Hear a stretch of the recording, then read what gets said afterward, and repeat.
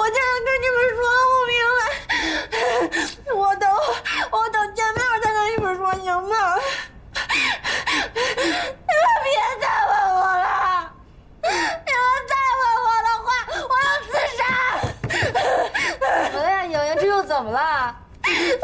我爸妈，那个渣男给我爸妈打电话，说我见异思迁，说是我在外面花天酒地。他这人怎么这样？莹莹，还是我跟你爸妈说吧，不然他们担心了，真从大老远来了，不就麻烦了吗？啊！喂，叔叔阿姨啊，我是小关。啊，莹莹她不是那样的，我们天天在一起，我怎么可能不知道她呢？对啊，阿姐，事情就是这样的。这件事情啊，你必须帮我搞定。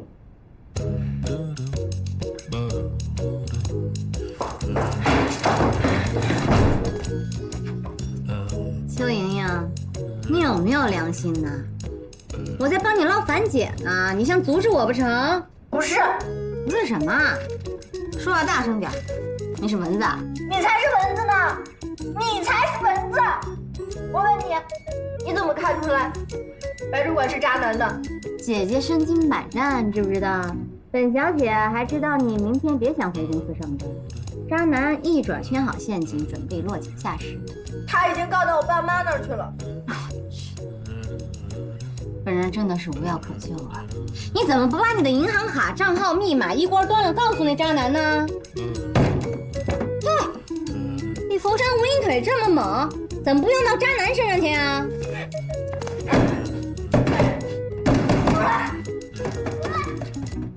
哎，叔叔阿姨，我不和你说了啊。说又怎么了？什么叫我又怎么了？我正在到处打听樊姐的下落呢，有人就扑上来狗咬吕洞宾。小关，你能把这人拉远一点吗？我接个电话，有消息了。行了，莹莹，你别闹了。秀秀是来救樊姐的，你把她气走了怎么办？樊姐怎么办？你就让她就在派出所过一夜呀。啊，我知道了，打听到了，果然是渣男报的案，人现在就在渣男门口的派出所呢。我现在就过去。我也去。得了，渣男人现在肯定也在派出所呢，你就不要再过去添乱了，好不好？你要是过去给渣男当场破镜重圆，樊姐肯定吐血给你看。你要是当场踢你的佛山无影腿，那是给我们捞人添麻烦。像你这种没有自制力的人，还是少去现场为妙。我要杀了他！我要去杀了他！那全被我猜中了，那更得拦着你了。我去！小万，你看好他，不要让他再耍麻烦。您在这儿等着我，乖乖等我消息吧。我要去杀了那个渣男！你别闹了！为什么大家每次做为你好的事儿，你就是不听，非得闯祸了才肯罢休呢？你为什么做事就不能想想后果？我求你就听我这一回，把樊姐救出来再闹好吗？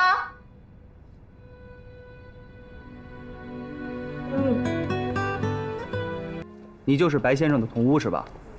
对，是这样，我有几个问题需要问你一下。请问，樊小姐拍这张照片的时候，你是不是看到了？对，当时是当着我面拍的。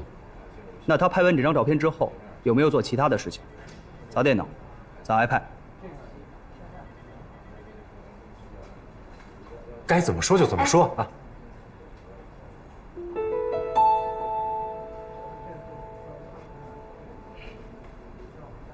你要知道，在面临调查的时候，我国公民有义务配合调查，并向我们说出实情。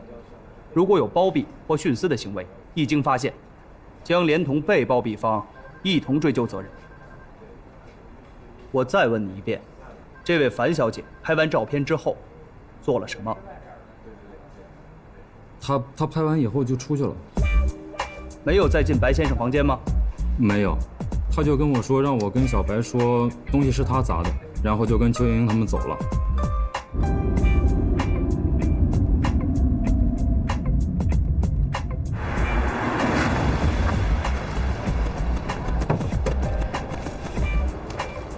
人呢？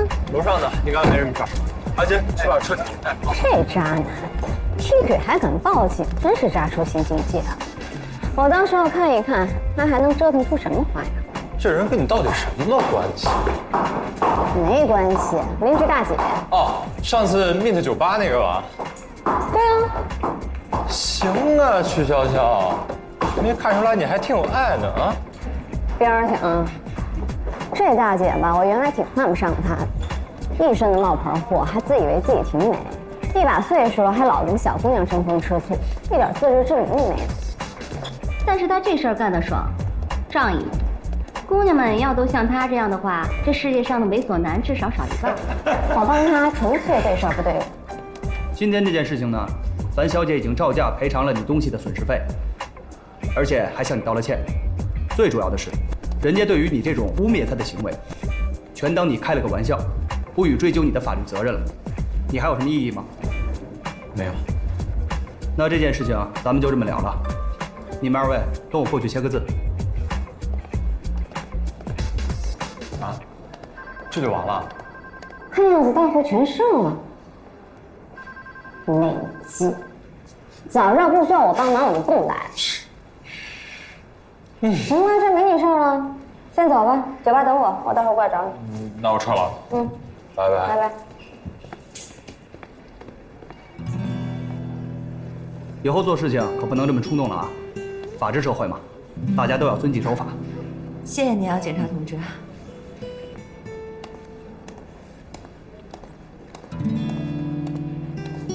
走吧。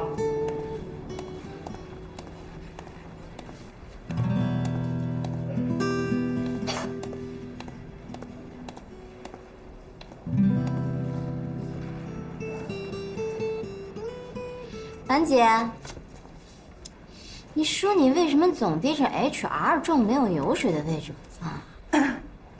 你应该去干业务啊！你这么能忽悠，警察都差点拿你当亲人呢。可不嘛！哎，你来干什么呀？你们怕我出不来啊？怎么可能啊！啊，这点小事还用得着你们吗？我这不没事了吗？上车吧。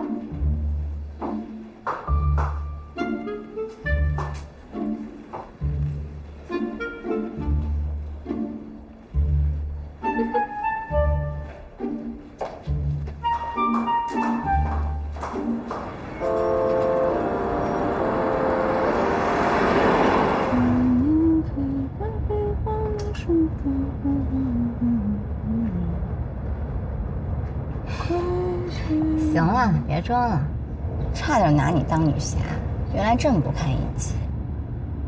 你担心什么呀？有我呢，不行还有 Andy 呢。再说你一脸风骚样，警察哪舍得让你过夜呀？哎呀，你是不知道，我这是第一次因为私事进派出所，我能不紧张吗？啊，我就是当时图一时之快，我把那东西全砸了。可是没想到这姓白的竟然敢诬陷我，他把自己电脑砸了，还大爷 iPad。还好，他那个邻居还算是老实，不然我今天压根就出不来。我什么？你今天放过电脑没砸？那你都砸什么了？砸被子、砸枕头、净弹灰啦？哦，我真的是高看你了，不爽，一点也不爽。哎呀，我要是砸了他电脑，你当我傻呀？我还是有法律常识的好吗？我如果把那电脑砸了，量变就变成质变了，那够我在里面待几天的，才不。怕什么呀？砸就砸了，砸得越狠越好，甚至在他桌上插把刀，那姓白的只会越怕你，说不定啊，连警都不敢报，连夜卷铺盖滚出上海，你信不信？人都是欺软怕硬的，你在那虚张个声势，砸几个枕头被子，人一看你就是虚啊，肯定照实打回来了。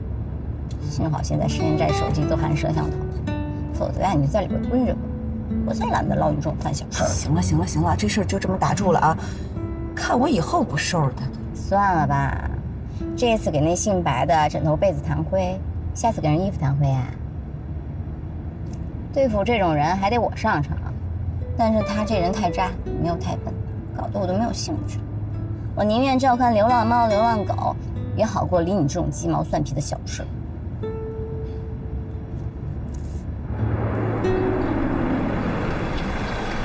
说吧。你不回去啊？大周末的，我总不能把时间都耗在你身上吧。拜拜。谢了。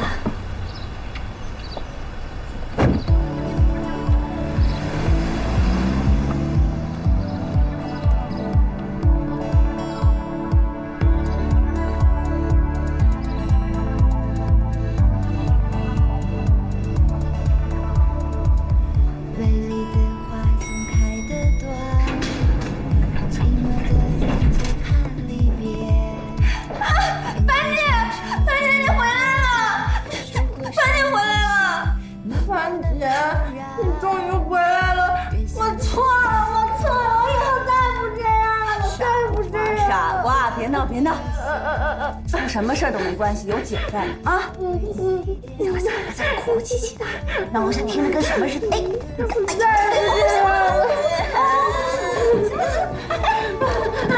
踩上我脚了！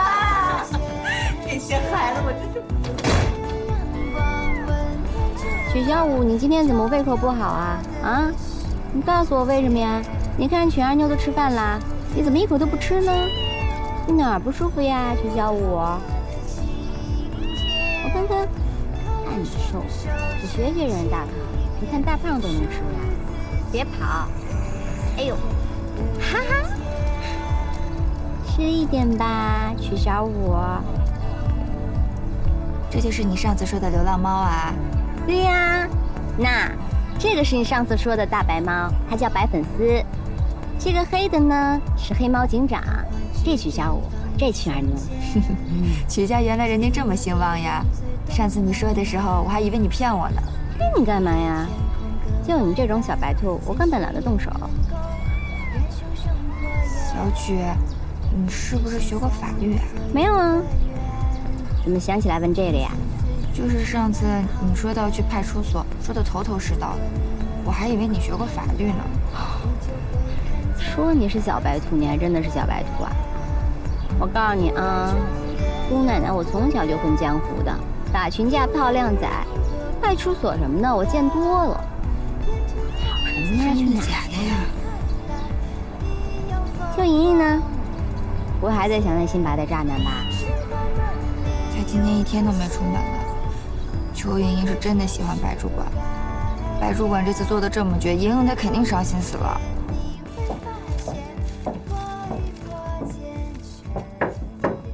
小蚯蚓，饿不饿呀？不饿，我打算洗心革面，重新做人，先罚自己饿3顿，饿死大眼不识人的傻瓜。你看我给你带来什么好吃的呀？你最爱的3只老鼠，还有夏威夷果哦。这是3只松鼠。你先帮我收着，我要反省，我不能吃。你还是好好想想明天怎么上班吧。我已经想好了，我肯定不能辞职。我就算辞职，也得找好下一家才能辞，要不然我喝西北风去。你不辞职，你就得去面对那个白渣男。别怪我多嘴啊，昨天他损失惨重，就他那人品啊，不定会做出什么事儿呢。他如果事事都针对你，你是迎战还是逆来顺受啊？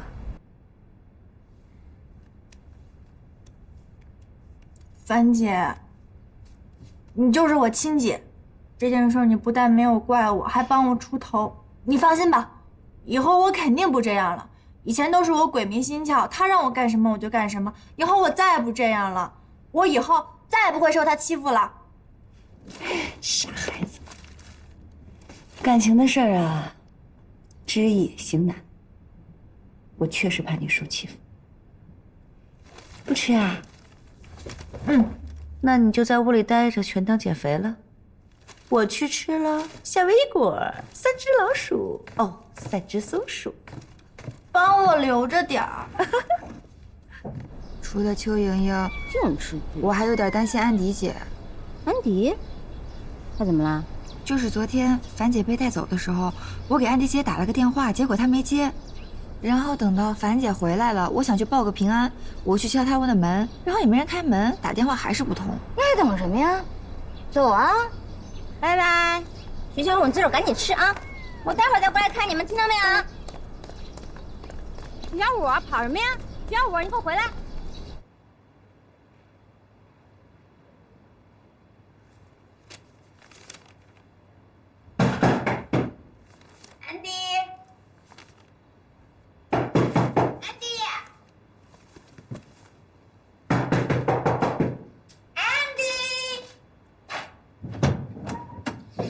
安迪呀，我这段时间忙着出差，都2个星期没去美容院了。我看你头发也好久没有修了，跟我一起去吧。安迪姐，你昨天没事吧？没事儿。有什么事儿？不是吧？昨天闹腾成这样，你什么都不知道？太不公平了！姑奶奶昨天白演了一场飞车救人，早知道樊大姐自己能搞定，我就根本不用淌这趟浑水啊！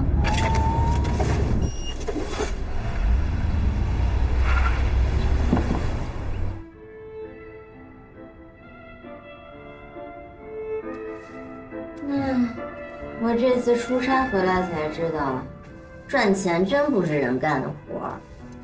巴掌大的项目，我上上下下得结交10几号人，我得做合同、攒方案，还得把这群人当大爷一样伺候着。真是摸不清楚他们心里都在想些什么。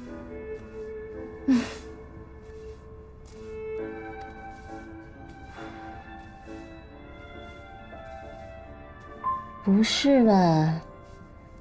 这么快就睡着了？我还指望着跟他聊聊天，打发时间呢。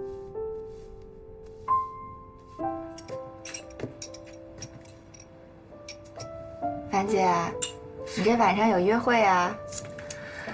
也不算是约会，我那个同学又来上海了，说要晚上约我一起聚聚。哎，樊姐，我觉得那个人挺喜欢你的。上次你们一起吃饭的时候，他眼睛就没离开过你。我觉得你可以考虑考虑啊，总比那些只看条件的强吧。那不一定。我告诉你啊，男人在没得到你之前，对你是千好万好，一旦追到手变成女朋友，情况大不一样。小蚯蚓就是个例子。这听你这么说，我都不敢谈恋爱了。如果我真遇见像白主管那样的渣男，我真是比吃个苍蝇还恶心。你还能一辈子跟我们住在一起啊？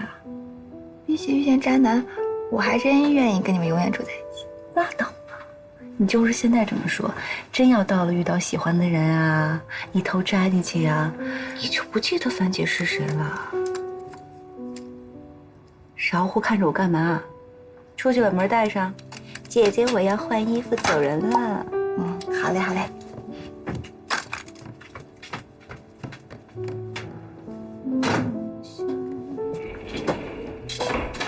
啊，我突然觉得好饿啊！姐姐，你从下午睡到晚上，能不饿吗？你昨晚干嘛去了？怎么能扔下我乱睡呢？害得我差点闷死。我昨晚一夜没睡。喂，老谭，我没问题了，周一准时上班。哦，对了，在哪儿签字？刚接触的那个项目我考察了一下，我觉得回报率还挺高的，还不错。我已经让关大鹏做方案了，周一我们讨论一下。OK， 拜。万恶的资本家，不让人睡觉，自己倒是躺在美容院睡得呼呼的。我不管，你请客吃饭。想吃什么？浦东新区新开了一家海鲜刺身，死贵死贵的，请不请？请，你请我做 SPA， 我请你吃饭，走吧。终于宰了资本家一顿了，我今天一定要吃到嗨！你说秋韵明天上班碰到渣男，会是怎么一个火爆场景？不知道啊，办公室恋情一向是没有好结果的。反倒我是觉得对樊小妹帮不深刻。还刮目呢？以为自己精明厉害，其实色厉内荏，对付个渣男差把自己搭进去，面人一看就知道他的硬伤。你以为个个都像你，生下来就可以继承公司，衣食无忧？我觉得樊小妹挺不容易的，生性热心肠。